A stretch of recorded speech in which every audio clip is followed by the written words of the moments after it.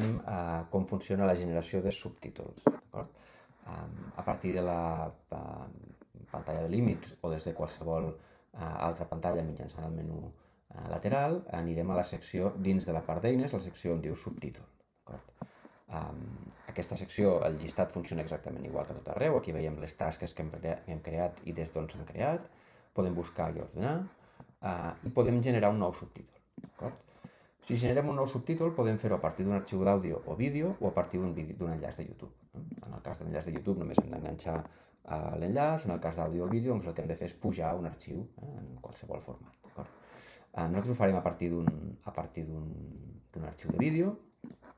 Farem següent i el sistema el que ens demana és que deixem aquí els fitxers o que els arrosseguem.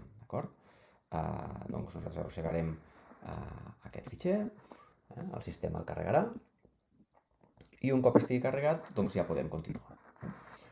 Li donem un nom de la tasca i li diem en quin idioma està l'àudio o el vídeo que volem subtitular.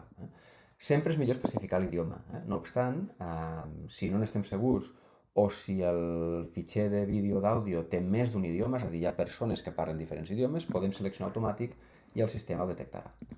Jo ara marcaré català perquè el vídeo que estic pujant està en català. Premeré generar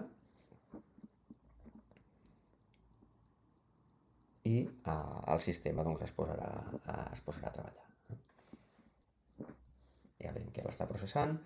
En aquest cas el vídeo diria que dura uns 4 o 5 minuts, per tant segurament en un minut o un minut i escaig l'hauria d'acabar de processar.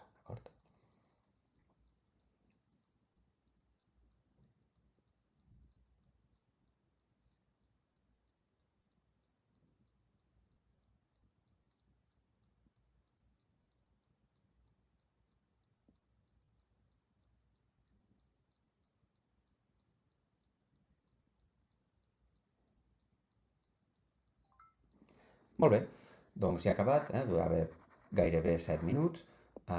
Des d'aquí podríem editar la tasca o descarregar directament els fitxers de subtítol. Si entrem a dintre, el que veiem és que el vídeo durava pràcticament 7 minuts i que l'ha fet en una mica menys d'un.